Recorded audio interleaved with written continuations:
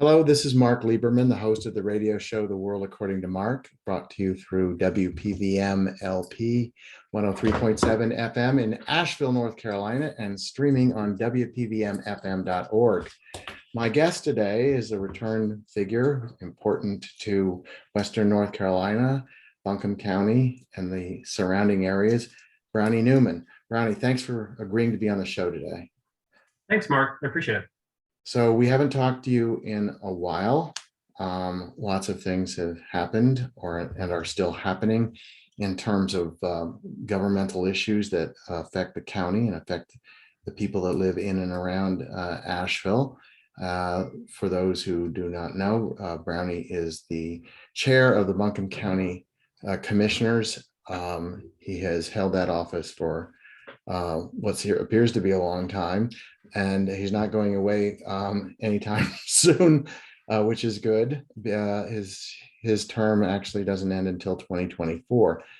And how long have you been in your post? I was elected to the county commission in 2012, so a little over 9 years ago, I guess. And I was elected chair of the county commission in 2016. One thing, I actually didn't know this when I was first elected to the county commission, but Buncombe County is actually very unusual in that we elect the chair of the county commission. In almost all the other counties in North Carolina, the chair of the county commission is actually just one of the commissioners that the other commissioners appoint temporarily to serve as chair. So we're kind of unusual in that we actually elect the chair, that the voters elect the chair in county commission, and that was in 2016.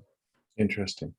Okay, so let's again, for those who may not be quite as attuned to how county government works in this area, the commissioners are a governing board.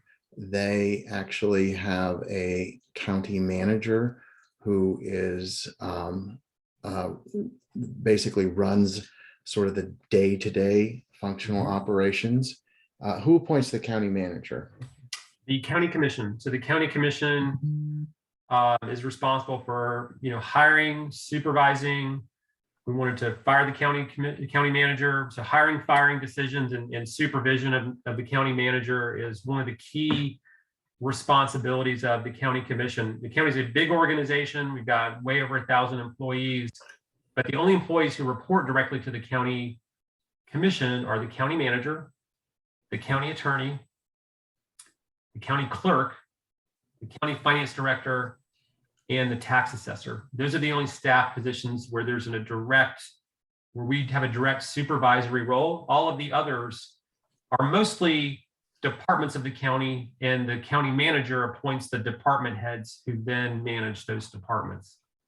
So I guess it would be fair to say that the county commission functions somewhat akin to the board of directors of a corporation, and the manager is sort of like a CEO type president person. But because of the oversight of the commission, anything that's going right, the commission presumably should get some credit for it. Anything that's going wrong, it's pie in your face time. And lessons were learned with the previous county manager, which we don't have to go over again. That earth has been plowed. The person who serves now in the capacity of the county manager is who? Avril Pender is the county manager. She was hired close to 3 years ago now. So, she's a great county manager. We really are thrilled to have her here. She was previously the assistant county manager in New Hanover County, which is the county on the coast where the city of Wilmington is located. So she was an assistant county manager there for a number of years, and then she was also worked in other municipal governments in Eastern North Carolina prior to that. So she's a lot of experience she brought to the job. And anyway, she's an exceptional public servant, and we're really thrilled with the work that she's doing for the community. So the county commission obviously has a big job to do to have oversight. your position, neither you as the chair nor the other commissioners, those are not regarded, I guess, as full-time positions, which is to say, you have other jobs and other responsibilities, but is that a good thing? I mean, or is the job of what has to be done to effectively run the county, so to speak, from a directorial position, something that really should have, full-time folk who are paid adequately for the job that they do? What's your sense of that? Yeah, that's a great question. I think it is considered not a full-time job. Most commissioners have another job that they do, to make their livelihood. Some of them, sometimes we have county commissioners who maybe are retired, right? So not every county commissioner has another job, but if you're, but most people do. And,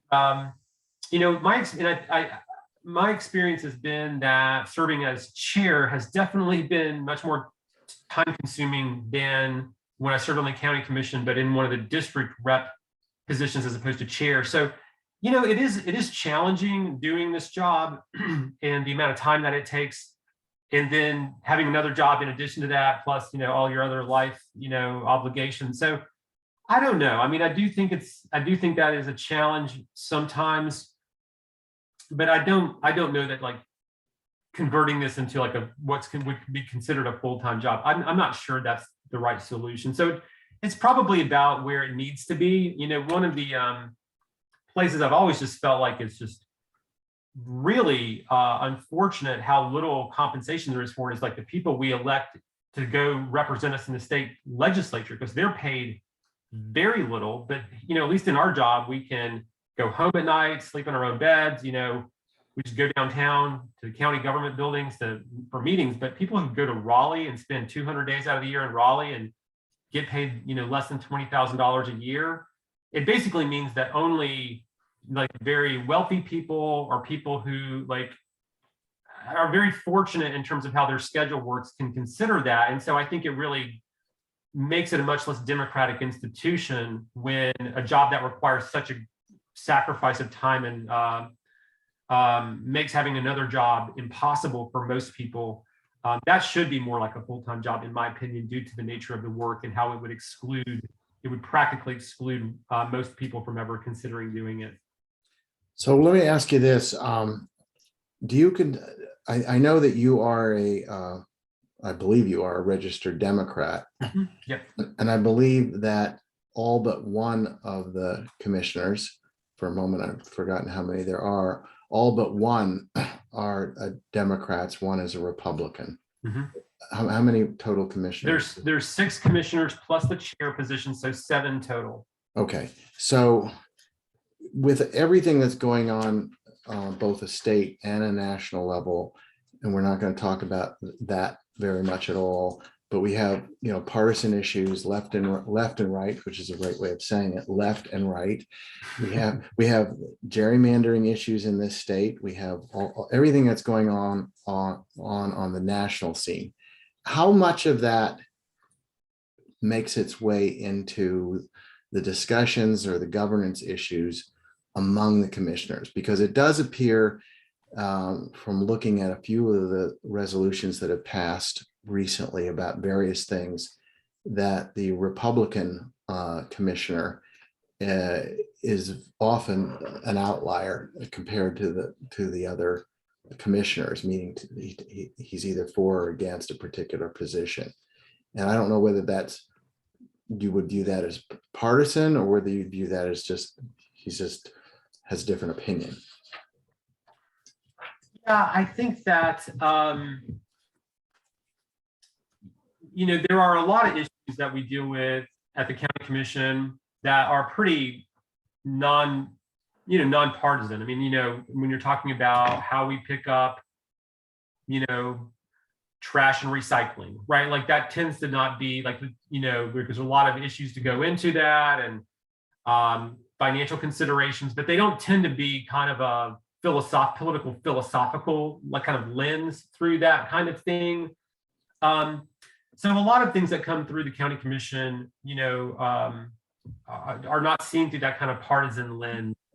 But it seems like sometimes other issues are where we're taking up a local issue, and while there might be a local angle on it that the county commission needs to weigh in on one way or the other, you can kind of see how it's part of a larger societal level, philosophical debate about, about an issue of the day. Like I think about when we took up, issues around making sure gay and lesbian county employees have equal rights, equal benefits for doing their job as other people who work for the county. And we also adopted policies that try to convey the same kind of non-discrimination policies at the community-wide level.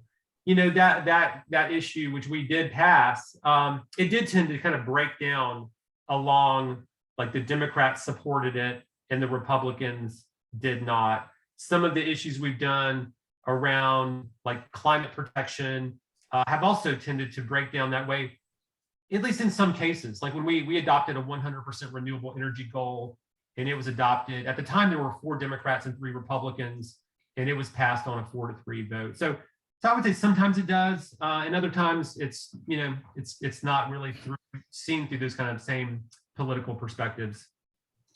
But sure, but from what you're saying, in some ways, I think regretfully or regrettably, I'm not sure the right word, issues of local concern, people that are idealistic tend to think, well, those aren't going to be subject to the same sort of partisan divide. People will just decide. I mean, you would think, I don't know that we need to go into the specifics of the LGBTQ issues with employment, but you would think, it's not a Democrat or Republican issue. I mean, you don't want people to be discriminated against because of sexual identity or preferences and gender issues and so on and so forth. I mean, that's just it. And just because you happen to be, have an elephant as opposed to a donkey for your mascot, that shouldn't make a difference. And yet, from what you're saying, is it tends to, which to my way of thinking means the folks that are voting on a local issue or responsible for a local issue are still looking at what the national party is saying. Yeah, I mean, I totally agree, Mark. I mean, I don't think issues should have been partisan political issues, but they have become partisan, taking on that kind of political dynamic at the national level, and now like national level politics kind of down through state and local politics in the way that really I think was not the same 5 or 10 years ago, but it's kind of become that sort of dynamic, and it's really too bad. I mean, I really wish things like our work to take on climate protection and promote renewable energy, everyone should be supporting this. I mean, it's for our kids' future and national security and all these different clean air. I mean, but it doesn't. It's at a national level. Climate change and science, you're on this side, and if you question these things in a certain way, then you're it has become politicized. And one of the other ones, of course, which I know we'll talk a little bit more about in the interview today, but of course, like response to COVID. I mean, one of the things that never should have been like a political issue, but and I honestly, I really put a lot of the blame on that with former President Trump and the way he really politicized it. I mean, I think if he had handled it differently, I think it would have all played out really differently. But from a very early stage, he downplayed it, dismissed the science, all these kinds of things, and sent all these signals to his kind of political base to be resistant to this, as opposed to saying, like, hey, this is a once in a century pandemic, and we're just going to have to do some things to look out for each other and get through this as a country. I mean, if he had taken that approach, just think about how differently, there would still be some controversy around some of this, which is our debate, and that's fine. But instead it just became so quickly polarized that that's what we've had to live with for the last 2 years now. And it hasn't stopped. So before I do comment on that and get into the COVID issue, let me just let our listeners know we're talking to Brownie Newman, who is the chairperson of the Buncombe County Commissioners, has been for several years.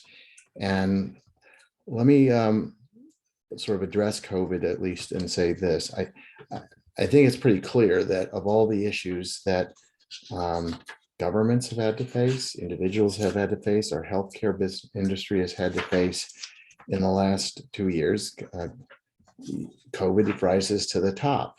And while there are some good things that seem to have happened, notwithstanding some of the partisan divide issues that you made mention of,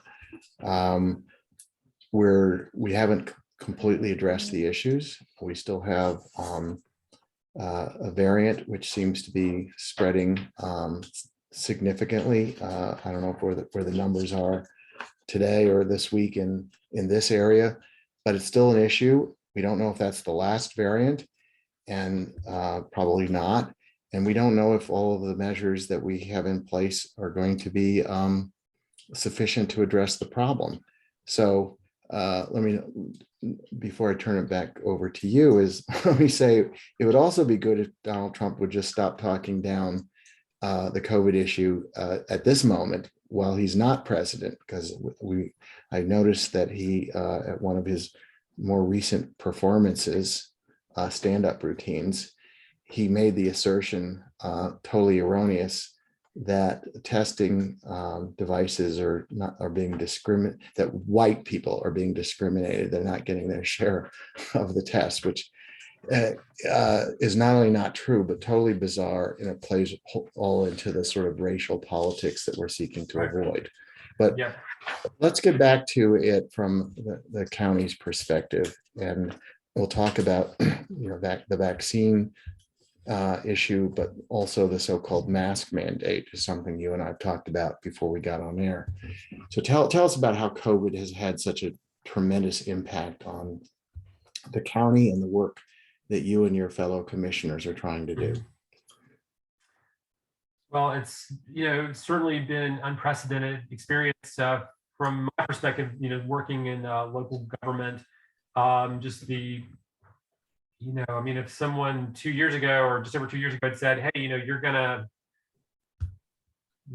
enact a county ordinance that will basically close down the economy for several weeks and require consideration of government directives for how people literally dress in public and wear masks and things like that. It would have all seemed very far-fetched, but this is it is like a once in a century kind of health crisis, right? So when I think we've tried to listen to the health experts who work for the county, who and follow state and federal thinking around what's the best public health policies to try to get us through this with as few people getting really sick and as few deaths, and trying to get the economy back on its feet and our schools open. Try to get back to a sense of how we want things to be functioning. That's been the goal. I've certainly, if you could go back and with hindsight, do everything again, I would, I think we definitely have learned some things from it. There would be things that you would do differently.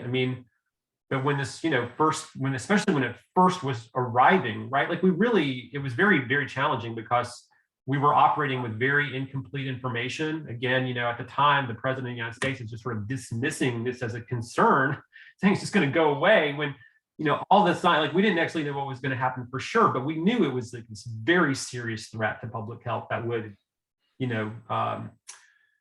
be a big challenge. So it kind of left local governments and state governments kind of scrambling to figure out with how we're going to respond to this in the absence of a more coherent national approach, which it's too bad we didn't have. But anyway, but I'm actually very, even though we're in the midst of this Omicron peak right now, and it's real serious. I think I've known more people who have contracted COVID in the last month than in the previous 18 months. Just personally, I know that's anecdotal, but it's really widespread. And but the good news is that we do continue to see that the vaccines provide very powerful protection for people. The vast majority of the people who are being hospitalized due to COVID at Mission Hospital are unvaccinated. And there's been only a handful of people who have been vaccinated who have, unfortunately passed away. But, unfortunately, almost 500 people in Buncombe County have died since the pandemic began.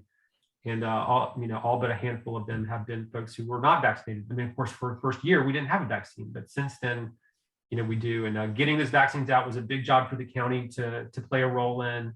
And our public health department did, I think, a great job doing that.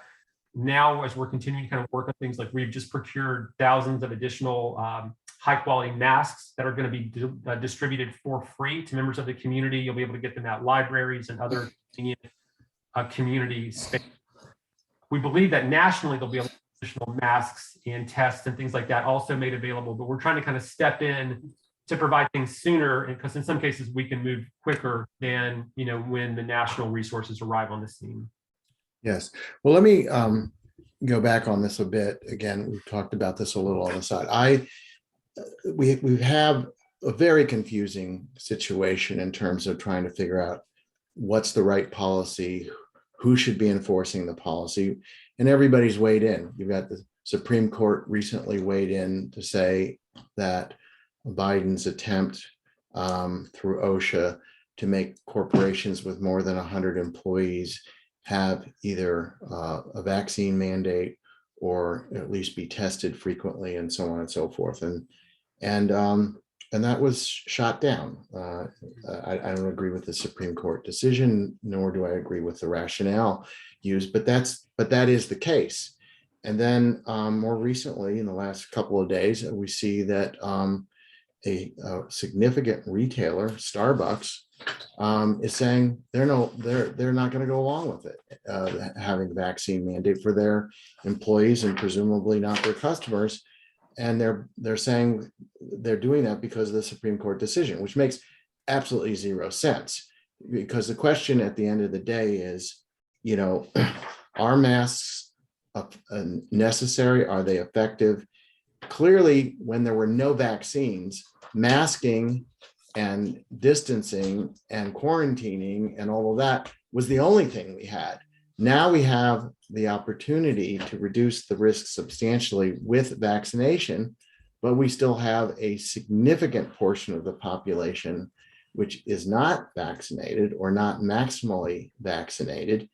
And a lot of those people, plus others, are saying, we're also not going to wear masks. So the county had what I considered, and I'll let you talk about it, what I consider a rather weak response. It might have been the best response, maybe it was the only response, but it was a response that said, yes, we think people should be wearing masks, but we, Buncombe County, lack the manpower, or we lack the opportunity, or whatever, to quote, have somebody, a police person, coming to every business and issuing a citation, or much less, going to people on the street and saying you're not wearing your mask, so you're under arrest. When we all know that was never really a practical vision. But what you have is the encouragement by Buncombe County Commission through the mask mandates, which have been extended a couple of times, and the statements that, but it's up to the business owners. And then that means it's either going to be enforced or it's not going to be enforced. And I mentioned to you that there's at least one gym, and I don't mind mentioning it on air because I've talked to them, Gold's Gym. They have a sign on their door that says Buncombe County mask mandate, wear your mask. But you stand there and you see dozens of people going in who are not wearing masks.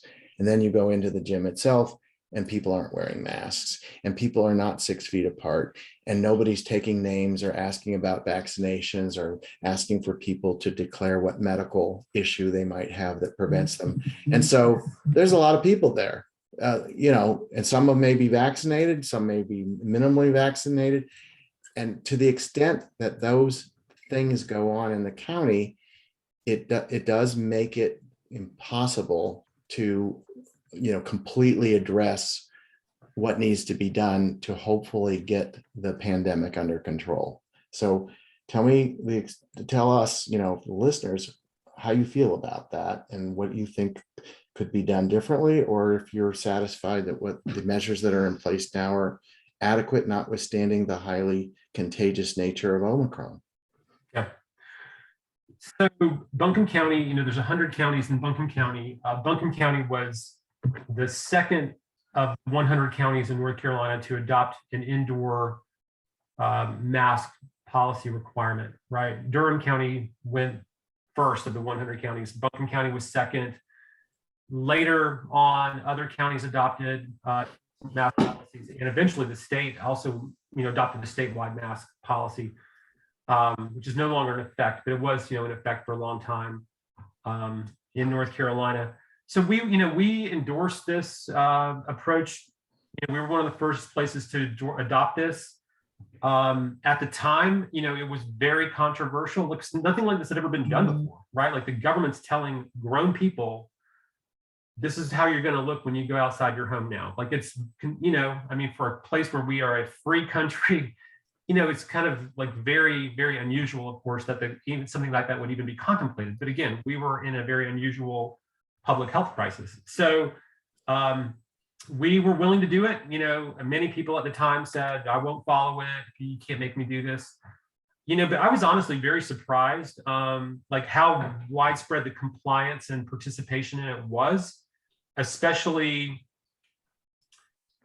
not right after we adopted the policy. For a while. You could kind of see it. It definitely took a while for some people to get kind of accustomed to it. But a lot of people who were like, I'll never wear a mask. You know what? They ended up wearing masks. And I remember the first time I went to a grocery store wearing a mask, it felt super weird. But, you kind of got over it, right? This is just something that we need to do right now to try to keep people from getting sick. And over time, unfortunately, people, this has just gone on so long, and it has become politicized that there is now, just like there's over 70% of our community is vaccinated, but the people who haven't gotten vaccinated, most of whom, the people who have yet to be vaccinated, have now decided, I'm not getting vaccinated, right? Like, it's not like they didn't have the opportunity to and things like that. There's a few people out there still who maybe just, whatever, we're trying to reach everyone, but most of the people who have left have made a conscious decision to not be vaccinated. And the people who are also anti-mask wearing people, very strong overlap between those two, right? So they just believe in something they've read on the internet that tells them that masks don't provide any public health benefits. We hear people tell us all the time that masks cause you to get COVID, right? I think they really believe it. I couldn't disagree more strongly, but I think they believe it. So let me ask you something. It's a form of government, the government doesn't have the right. Right. And I understand that. Yeah. Let me first again re-announce my guest, Brownie Newman, chairperson of the Buncombe County Commissioners. And we're talking about county government and responsibilities, but we're talking now specifically about COVID. I want to ask you something because you mentioned it a moment ago. Were you disappointed politically or from a governance standpoint when the state decided that they were no longer going to have a mask mandate that they had initially? Did you feel as if they pulled the rug out from under what the county could do and could successfully do? Because I've heard people say there's no state mandate, which is a way of saying there's no state mandate. I don't care that I live in Buncombe County, but there's no state mandate. I don't have to listen to it. But did you feel that was going to be a problem?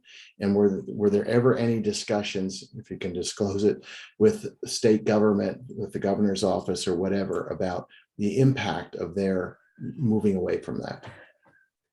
I did not really feel that way. One of the things I have appreciated about, Governor Cooper has approached this and the state has approached it is they have, they've made some hard decisions along the way as well around a state mask policy. For a while, basically schools were closed. Again, that's kind of one of those issues that we look back, I think we'll all look back on and see things maybe should have been done differently. But the point is, they made some really hard decisions in the interest of trying to stop the spread of COVID and protect public health. And one of the other things they did is they said, here's the state's approach on this, but if local communities feel the need to adopt a stronger set of protections for their community because there's more COVID spread there, or it's a more of a city environment, more people together than in small communities. Like a lot of states, the state governments have prohibited local governments from adding additional protections, and the state has always supported local communities in having the authority to take additional steps above and beyond the state. And last spring, summer, gosh, I mean, it really looked like we were maybe getting on the backside of this. I mean, the COVID numbers have come down so much. The vaccination rates people were being vaccinated at such large numbers, in a short period of time. And it really looked like, I mean, I remember when they made those decisions, and it seemed really entirely reasonable to me at the time. And then of course the Delta variant comes along in the summertime and just kind of, really took us backwards in terms of the transmission and sicknesses and the hospitals being under pressure again. So anyway, that's just to say, no, I don't think the state's policy was unreasonable, and the state does represent, a lot of these rural communities and places like that, where frankly, there's not the level of support that we have in Buncombe County. Like the populace just doesn't support like the mask policies. Like I think most of the community here, although it's controversial, I do think like in Asheville, most of the people here have appreciated the fact that we have maintained an indoor mask policy. And we can talk about the way it's enforced and the way we don't use law enforcement to really kind of enforce it. But I do think most people have appreciated us keeping it in place at least as we have. Well, let me say this, and then we'll talk about the specific enforcement concerns and obstacles. I, for one, this is my opinion, believe that far too much attention is paid to carving up states, carving up, who's responsible for what. It doesn't, to me, particularly when you're talking about urban areas like the Asheville, urban and suburban areas. People are mobile, people travel. People who live in Asheville, they go to other counties. They go because that's where the mountains are, that's where the tourist attractions are. That's what they're doing. So the notion that it can be left up to each individual county because that individual county speaks for the county residents is totally, in my view, at odds with the scientific aspects of this, which is you're talking about viruses and viruses travel. So it'd be like saying you can have nuclear explosives in one county, but you can't have it somewhere else. But let's forget about the fallout. The fallout is people travel, people visit, people go to other places. So if there is not a broader interpretation of the so-called mandates and the protocols that should be in place, you're not going to stop it. You're still going to have people getting infected, reinfected, whatever. And the same thing goes true, frankly, for our neighbors to the south, which is, Florida being a prime example, where you had a state governor, who basically doesn't even allow the individual cities, or is threatened, to go after them if they try to introduce a more stringent mask protocol or vaccine. It just doesn't. To me, those are arbitrary notions, and I'd like to get your feedback on that as well. Well, I mean, I agree with you, but I also think you just have to acknowledge, like, if the people don't support it, like, you can't make people do this, right? Like, this is. Unless, China has a zero COVID policy, and they're pretty effective at being able to enforce it because it's China, right? Like the government's just like, because they're communist. Here's the way it's going to be. All right. And there's not like a public debate about it. It's just right. Instructs people, and the nature of their governing system and the nature of their, culture is very compliant, right, with government decrees.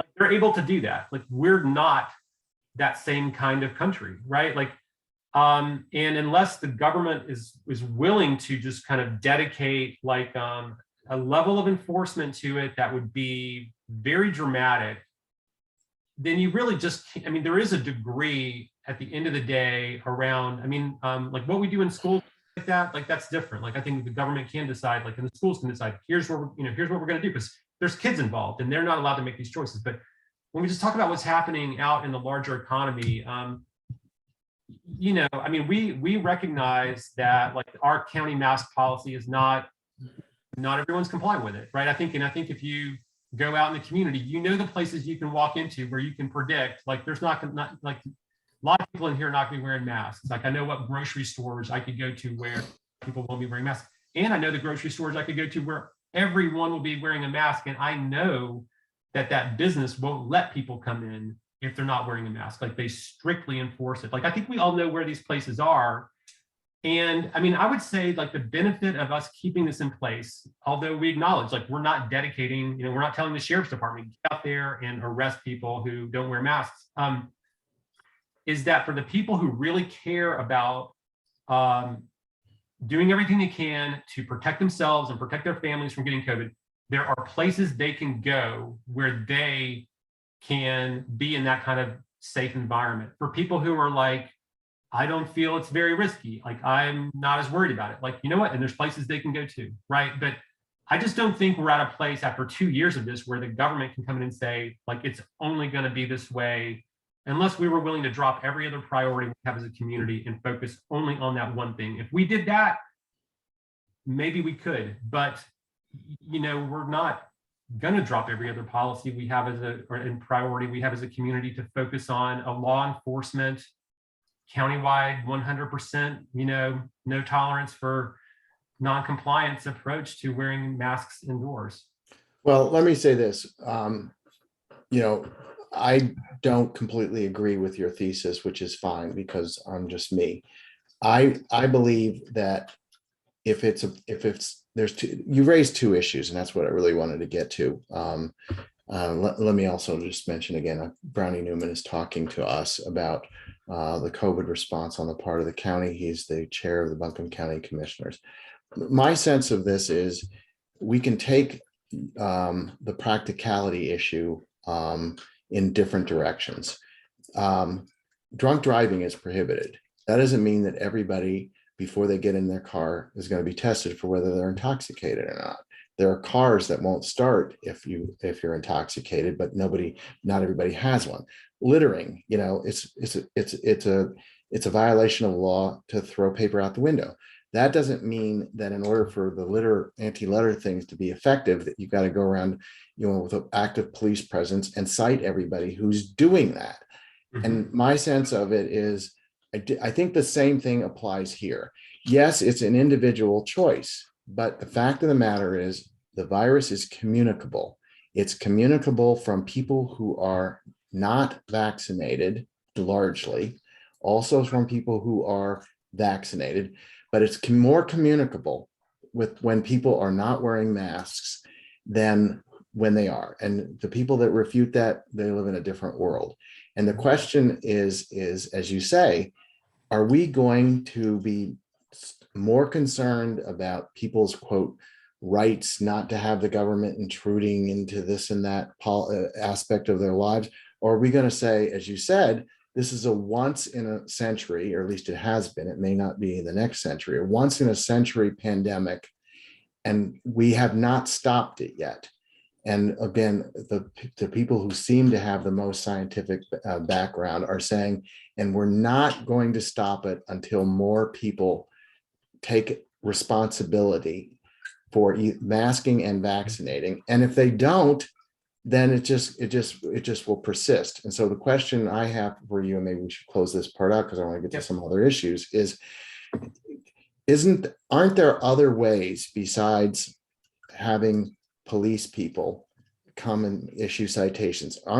Shouldn't there be more active publicity than there has been? Can't personnel, not necessarily police folk, go to areas, businesses where it's known that they're actively not complying, don't have any kind of reasonable protocols, and say, come on, we don't want to make a big case of it. We don't want to fine you $1,000 for not doing it, but do more, do better than, again, the example I brought up, which is the gym. Do more than just have a sign there. Do more, say more, have more signs, tell people what the right thing to do. Something short of, again, coming in with handcuffs and arresting people. Aren't there other things that the county could do to try to make this much more greater adherence to it? I'm not going to say that there's not, Mark. I mean, I'm sure there could be.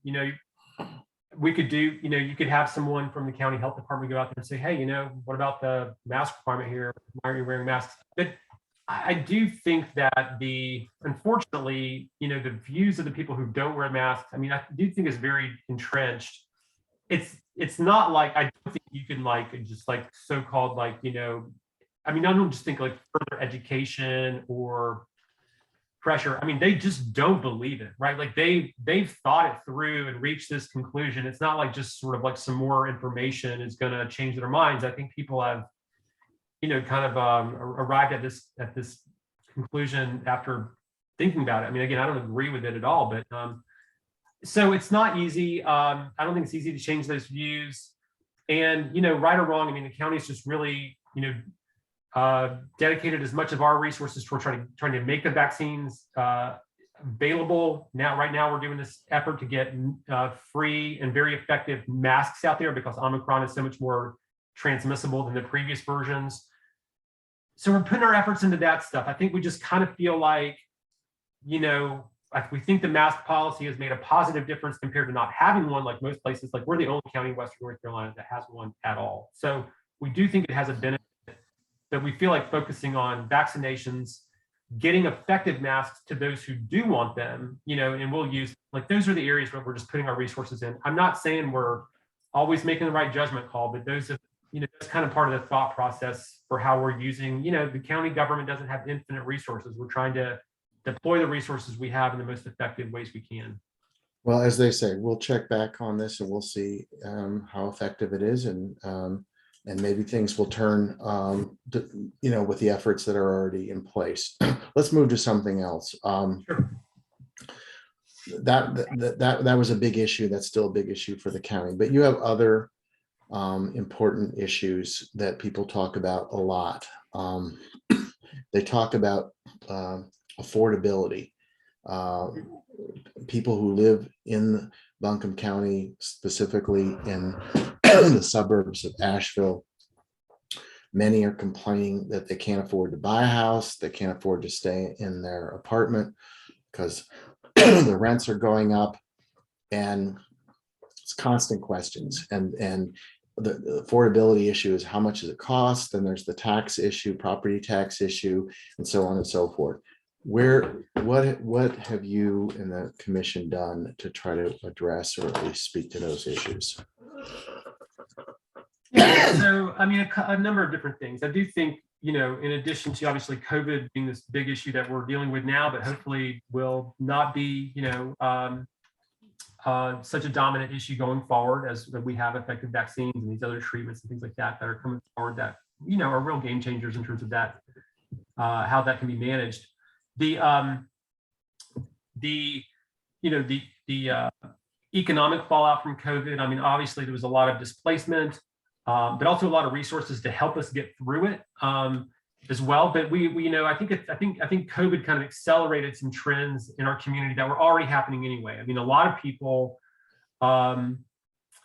we've actually experienced more growth in our area. Even we were already growing, but places like Asheville ended up looking very attractive to a lot of people around the country. This is a small, environmentally progressive community.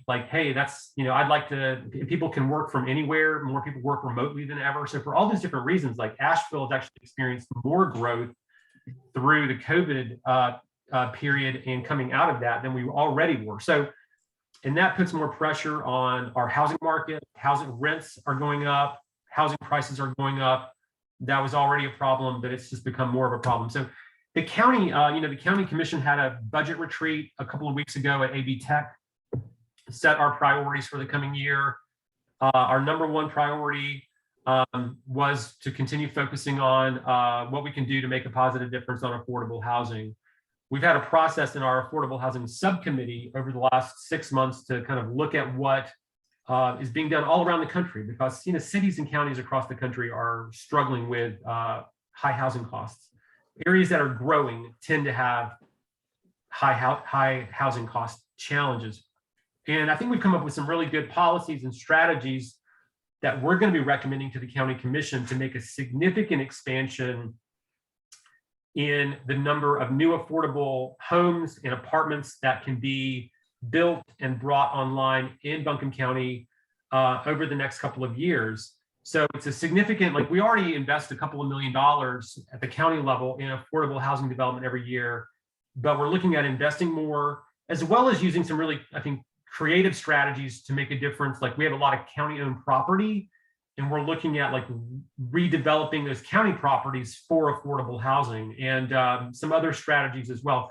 But we're basically going to set this goal for developing between like 1,800, about 1,800 new affordable units over the next several years, which would basically double or triple the amount that we've compared to what we've been doing in recent years. So will not completely solve the needs, but it will make a big difference in the scarcity of affordable housing we have in the community right now. So that's one thing we're doing on the housing front. I'd be happy to talk about some of the the property taxes and things like that as well.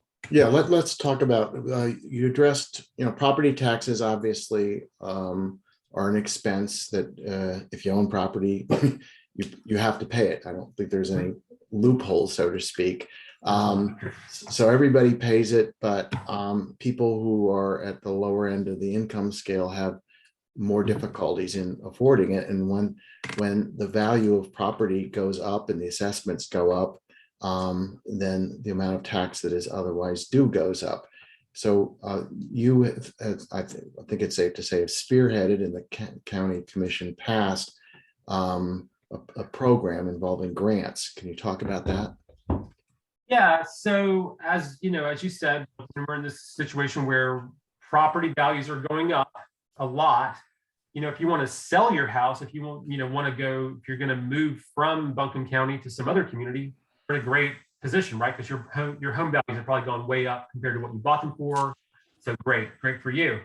But if you're not planning on selling your house, you're just trying to live here, then the rising property values mean that your property taxes can also go up. So in the county, and property taxes are by far the largest revenue source to fund county government and the core services that we provide, like public schools, right, and public health. So we're very reliant on property taxes as a revenue source, but we're very concerned about how rising property taxes contribute to gentrification of communities and just people feeling priced out of the neighborhoods that they moved into.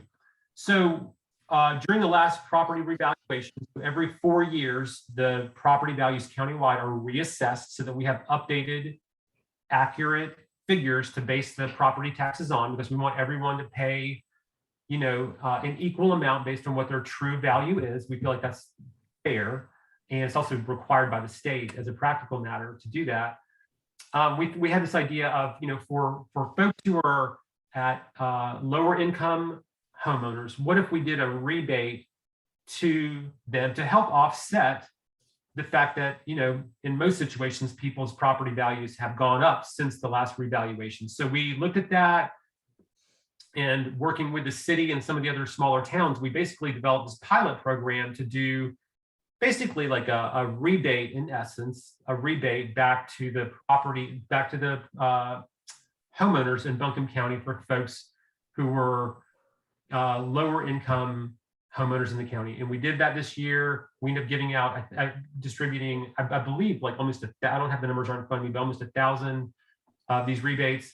And so it's something we tried out, and we're going to kind of evaluate it once it's all done for this year. And then, we'll think about, like, was that successful? Was that a good strategy? We might consider doing it again in the future, but we need to kind of evaluate, how effective we think it was now that we've actually tried it one time. What were the metrics for it, Brownie, if you can say it briefly? How much to qualify for it? It was eligible to all homeowners in Buncombe County, anywhere in Buncombe County, including Asheville. If you are at 80% of area median income or below, so if you make above that, then you wouldn't qualify for the pilot project that we did. and we debated, should it be lower? Should it be higher? We landed at the 80%. That'll be part of what we evaluate. And so people needed to, we put something in everyone's tax bill to like tell them that this was an opportunity to help get the word out. Some other communities have done this, like Charlotte and Durham, but they had very few people actually participate. So I think they made it too complicated. We tried to make it simple and to really get the word out about it. So we put a notice about it in every tax bill that went out. And it did end up being very popular. We actually ended up having to put more funding into this kind of homeowner rebate initiative than we originally thought we needed.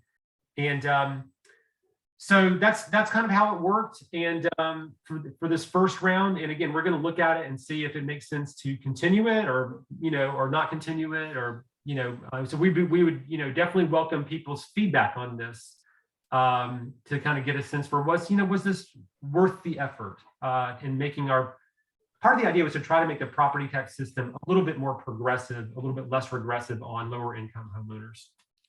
This might seem like a silly sort of question, but how do you want to get that feedback? I mean, people can attend Buncombe County Commission meetings. Mm-hmm. They're being held both, I think, live and virtually. Is that the effective way to do it, or are there other channels that would be more appropriate? Not just for this. I mean, definitely, if people want to come to a commission meeting, we're actually taking public comment virtually right now because of the Omicron, peak that we're in right now. So we're going to kind of be virtually doing public comment for the next probably through the end of February, which actually makes public comment even easier. So you can go to the county's website and sign up for public comment, and from the comfort of your own home, you can speak to the entire county commission. You get 3 minutes during public comment, so people can do that. And I suspect as we get further into the budget later this spring, we're probably going to do some sessions specifically on the homeowner rebate program. And so we'll solicit feedback specifically when we do that, but people can give us feedback, at any time. So if someone participated in it and they felt like, they had an opinion about it one way or the other based on their participation in it, or maybe they tried to participate, but they didn't meet the eligibility requirement and they have perspectives on that, whatever their perspective may be, we would welcome that at any time through email or public comment during a commission meeting. So just go to buncombecounty.org or something equivalent. Yeah, all the commissioners' contact information is there, as well as how to sign up for public comment. Okay, so we have just several minutes remaining, and we're talking with Brownie Newman, the chair of the Buncombe County Commissioners, about a number of issues. What other issues do you see as critical, crucial things that people talk about? I mean, people talk about climate initiatives, they talk about infrastructure, they talk about the Buncombe County / Asheville area choking on its own success because there's too many people coming in, the roads are clogged. And then there are people talking about overdevelopment, too many things are being knocked down and other things are being put in their place. How do you sort that out as to what the major issues are that the county commission can actually address? Sure. So, we work in a lot of different spaces. Like we have responsibility for public schools and public education in Buncombe County. That's a big responsibility, a really important issue to so many people. Land use and development, as you mentioned, like we're undertaking a new countywide comprehensive plan that will help guide growth and development for the next several decades in Buncombe County. That's another process I would really encourage people who are interested in those growth and development issues to get involved in. Again, because of like the COVID stuff right now, we're kind of making a lot of our meetings virtual, but that's going to go on for the next 9 months or so. So I really encourage folks to kind of look that process up and think about ways they can, there's a lot of public input opportunities on that, get involved. I've really found that like serving in this role, you do kind of have to pick a couple of issues to try to make a difference on, because these are big, complex issues. So for myself, I've really tried to zero in on, in addition to kind of obviously trying to help us get through this COVID pandemic, hopefully we're on the backside of it soon. And the affordability issues around affordable housing, is an area that I spend a lot of my time. And the other area is around the county's work to provide leadership around climate protection and the climate crisis and renewable energy. So the county has adopted a 100% renewable energy policy goal, committing to run our own governmental operations off of renewable energy by 2030. And then there's an economy-wide, a community-wide goal for further on. So that's something that I personally spend, I try to work on every day. We're doing a lot. Like last year, the county began installing solar energy on more than 40 public buildings, including a lot of our public schools in the city and the county. It's the largest local government developed solar energy project that's ever been developed in North Carolina. It's about a $12 million investment in renewable energy. And in addition to all the climate benefits of it, it's going to save taxpayers. Like right now, taxpayers spend over $5 million a year of our taxpayer money just on the utility expenses in our schools and county buildings. So we're spending a lot of money on energy. So doing renewable energy helps us meet our goals for climate protection, but also can save us a ton of money so that we have money to spend on things actually that we care about, like paying teachers more and things like that, instead of just paying Duke Energy a lot of money to keep the lights on at our public schools. So we're doing another round of solar on our schools and libraries and public buildings. We've just started that, and the county schools have agreed to participate. And so we're looking at like another group of like 30 plus public buildings that we intend to vote to invest to install renewable energy systems on this year. So, we're in a climate crisis, and I feel like while local government cannot obviously solve these problems by ourselves, we need to provide a leadership role. And I think modeling what we can do in our own public buildings is not only makes a difference, it kind of shows like, look, if you take this on, it's financially really possible to do this in a way that saves money and speeds up our transition from fossil fuels to renewable energy. So we're trying to kind of model what that can look like in the public sector. So we just have 2 minutes left to the show. Let me just throw one other question out. I had a guest recently that talked about switching over from combustion engines to electric vehicles. Can the county do anything, or has it thought about doing anything to promote more charging stations and things of that nature? Yeah, I mean, again, one thing we're doing, again, kind of modeling what can be done, like just the fleet ourselves. Like we run public transit right out in the county. The Sheriff's Department has a huge number of patrol vehicles and things like that. So we actually own and operate a lot of vehicles ourselves. We've committed to fully transition the county vehicle fleets to the cleanest technology possible, which in most cases will be electric, over a very short number of years. So we've got a good policy on that. But yeah, we're also looking at like the charging infrastructure, because the whole vehicle fleets are going to move surprisingly quickly to electric over this decade. So there's going to be a lot of public charging stations so that that's easy for people to do. And we are starting that work. I don't want to overstate how far along we are, but definitely something we're looking at. We're hoping that some of this national legislation around infrastructure investments will pass, so that will bring resources down to the local level to help implement more of those kinds of infrastructure projects for electric vehicles. Well, we're running out. I just want to again thank Brownie Newman, the chairperson of the Buncombe County Commissioners, for being on the show, being a good sport, handling some tough issues. But you've got a big job. The commission has a big job, and I think people in the area owe the commission a debt of gratitude for the kinds of work that you're doing. So thank you for being on the show.